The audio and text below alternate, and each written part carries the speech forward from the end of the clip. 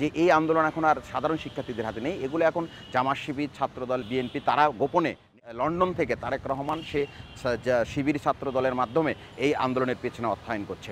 আমরা বিরোধী জামাত শিবির ছাত্র দলের উস্কানিতে পা দেবেন না। এরা আপনাদেরকে ব্যবহার করে এরা নিজেদের রাজনৈতিক ফায়দা হাসিলের চেষ্টা। আজকে যারা অনেকেই বলেন যে নাতি নাতনিদেরকে কেন কোটা সুবিধা দেওয়া হবে, যদি কোটাটি যদি সঠিকভাবে বাস্তবায়ন হতো, মুক্তিযোদ্ধা এবং মুক্তিযোদ্ধা সন্তানরা যদি সঠিকভাবে কোটাটা পেত এবং তাদের নির্ধারিত বয়স থাকার মধ্যেই যদি তারা কোটার সুবিধাটা যদি সঠিকভাবে বাস্তবায়ন হতো, তাহলে আজকে হয়তো বা নাতি নাতনিদেরকে দেওয়ার প্রয়োজনীয়তা থাকতো না। আজকে নাতি নাতনিদেরকে দেওয়ার কেন প্রয়োজনীয়তা এসেছে? কারণ হচ্ছে মুক্তিযোদ্ধা এবং মুক্তিযোদ্ধা সন্তানদেরকে তো এই কোটা সুবিধা থেকে বঞ্চিত করে রাখা হয়েছে। দীর্ঘ 50 বছর আপনি দেখেন, দেশে স্বাধীনতার পর এই 54 বছরের মধ্যে দীর্ঘ 50 বছরে আমাদেরকে এই বিভিন্ন অজুহাত দিকে বঞ্চিত করে রাখা হয়েছে।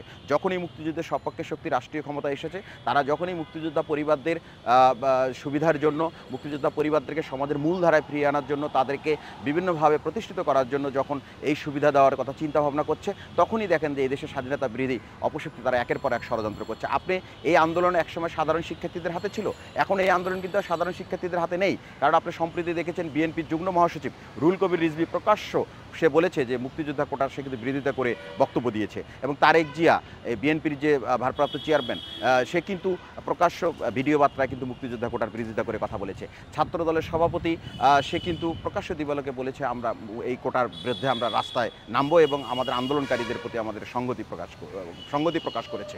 এসব দ্বারা প্রমাণিত হয় যে এই আন্দোলন এখন আর সাধারণ শিক্ষার্থীদের হাতে নেই, এগুলো এখন জামাত শিবির, ছাত্রদল, বিএনপি তারা গোপনে নেতৃত্ব দিচ্ছে, অর্থায়ন করছে। আমাদের কাছে তথ্য আছে যে এই আন্দোলনে অনেক অর্থায়ন হচ্ছে লন্ডন থেকে। তারেক রহমান সে শিবির ছাত্র দলের মাধ্যমে এই আন্দোলনের পেছনে অর্থায়ন করছে। আমরা সরকারের কাছে দাবি জানাবো, অবিলম্বে যারা এই আন্দোলনে গোপনে নেতৃত্ব দিয়ে সাধারণ শিক্ষার্থীদেরকে ভুল বুঝিয়ে রাস্তায় নামিয়েছে, তাদের বিরুদ্ধে তদন্ত করে তাদেরকে চিহ্নিত করে আইনের আওতায় আনতে হবে।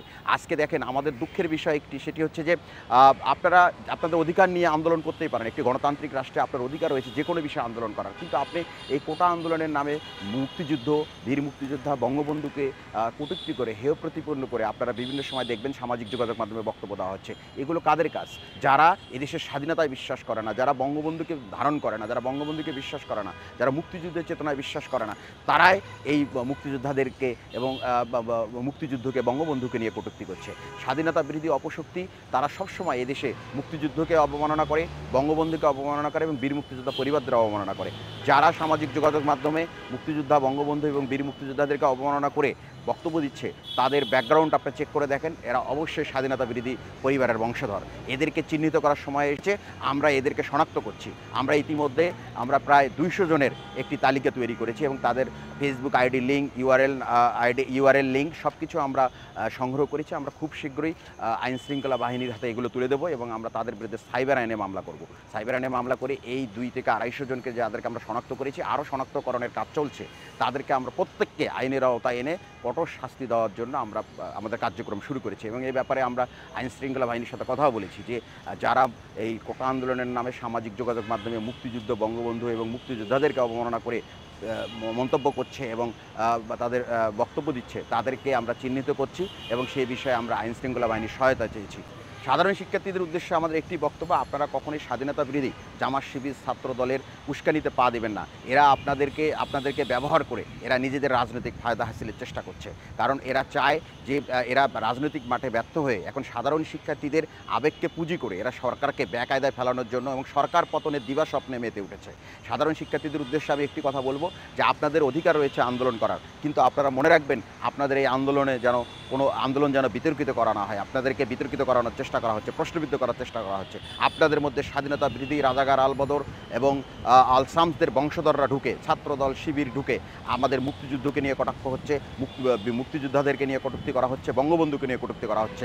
এগুলো দ্বারা প্রমাণিত হয় এই আন্দোলনে জামাত শিবির ছাত্রদল অনুপ্রবেশ করে এই আন্দোলনকে প্রশ্নবিদ্ধ করার চেষ্টা করছে। আপনারা যদি আপনাদের অধিকার নিয়ে আপনারা কথা বলতে পারেন, কিন্তু সেটি অবশ্যই গণতান্ত্রিক পদ্ধতিতে হতে হবে, সেটি অবশ্যই বীর মুক্তিযোদ্ধা যাদের রক্তের বিনিময়ে আমরা দেশ পেয়েছি, যাদের ত্যাগের বিনিময়ে আমরা দেশ পেয়েছি, তাদেরকে সম্মান রেখে আপনাদেরকে আন্দোলন করতে হবে। আপনারা যদি বঙ্গবন্ধু মুক্তিযোদ্ধাদেরকে নিয়ে অসম্মানিত করে কথা বলে আন্দোলন করতে চান, তখন কিন্তু এই আন্দোলন আর কিন্তু সাধারণ শিক্ষার্থীর হাতে থাকে না, তখন এটি চলে যায় স্বাধীনতা বিরোধী ছাত্রদল শিবিরের হাতে।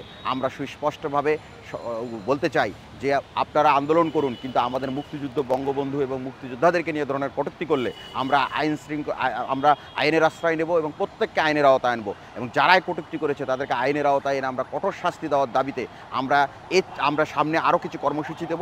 সেই কর্মসূচির মূল দাবি থাকবে, যারা মুক্তিযুদ্ধ, বঙ্গবন্ধু এবং মুক্তিযোদ্ধাদেরকে কটূক্তি করেছে তাদেরকে প্রত্যেককে চিহ্নিত করে আইনের আওতায় এনে দৃষ্টান্তমূলক শাস্তি দিতে হবে।